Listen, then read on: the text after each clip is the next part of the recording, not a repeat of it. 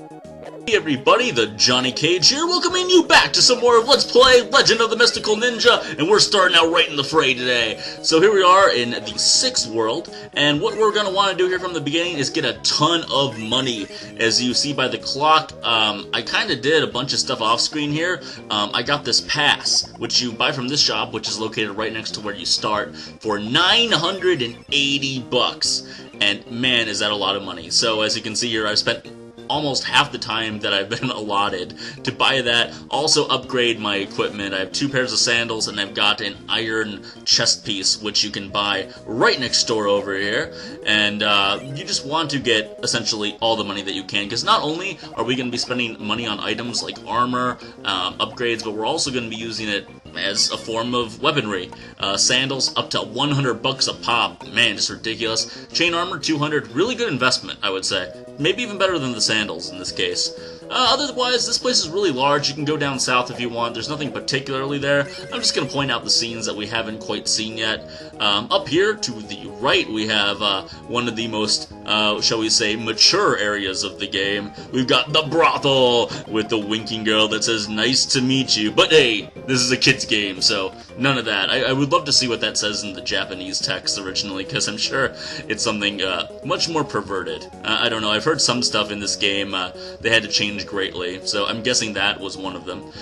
Meanwhile, what else is new over here? You have a choice of healing areas. You have the sauna, which we haven't seen yet, the hot spring. Cost 100, completely heals you. All you see is this little cutscene of you sitting in there with a creepy guy, which, yes, would have been pretty funny to see, but I'm in desperate need of the money right now. Right next door, you could also go to the inn. Same setup, you have the 3 choices of rooms, whichever you want. Probably a better deal overall, but if you've never seen the sauna, it's something different to see. So anyhow, when you got your pass, you can come up here and talk to Mr. Tanuki. Now, if you don't have your pass, he's going to literally tell you to go home, and he will not let you come up here to this mountainous area. And let me tell you, this area is pretty rough. It's made up of 2 real areas, and the first one is full of monkeys and seriously Ninja Gaiden-like birds. And I know how much people love Ninja Gaiden birds. I mean, I love Ninja Gaiden, don't get me wrong, but man. So, let's see, I guess I got a pro tip of the day. I haven't had a good pro tip in a while. Stay to the top.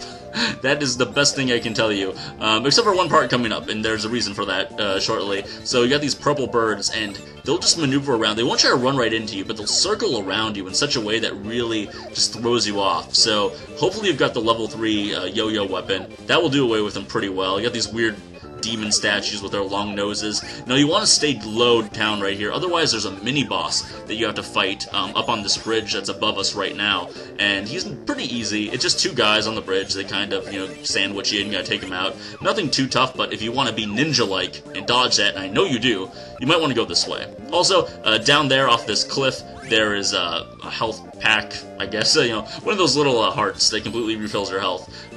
There is no store in that overworld, I forgot to mention, where you can actually buy like a pizza or something to take with you to refill your health, but at least they do give you an inn in case you want it, or the sauna. So here we get the kind of gimmick to the level. You want to stand on this stone right here and wait for it to go back. Now you'll be behind the waterfall, and you're allowed to step on these stones, but watch out because you've got fish and crabs to contend with, and they're much smaller enemies, and they can be sometimes difficult to see, so just, you know, take it easy. Hopefully you got the level 3 weapon. Oh, because I lost it right there myself. Just what I needed. But there is another health pack over here. We actually have the Golden Kitty, and Mr. Golden Kitty will help us out quite a bit and give us full health. Oh, and I missed that jump. Ooh, bad miss, bad miss. Anyhow, not a big deal, really. This area is just pretty easy. Again, some more platforming skills. Not as tough as that Newton's Cradle that we had in the last level, so not a really too big of a deal. We can get up here as quick as we can, trying, once again, not to use our money unless we absolutely have to. But you know, for all the awesome gimmicks this game has, it's got some great stuff going for it. I've only mentioned briefly that this game is a first-generation Super Nintendo game, and it doesn't even look it. I mean, there are not many first-generation Super Nintendo games that look as good as this does, or utilizes the hardware as well as it does. So honestly, for that alone, you got to give this game a lot of credit. But anyhow, we're going to the left. Switch onto your coins, because we're in for a 2-form boss battle right here. The first one is this guy. Well, it's this guy himself, but the first I guess, enemy is his big old chest on his back, and he'll drop these flowers, which do damage to you, so keep that in mind. Just dodge them the best you can. It shouldn't be too hard to dodge it, really. More importantly, oh, damn, try to dodge him when he drops on you, which he'll do after the flowers all disappear. Oh, jeez, I could not afford 2 hits. Oh, well, actually, no complete life off me yet. Oh, this could be rough. Oh, thank goodness I got through there.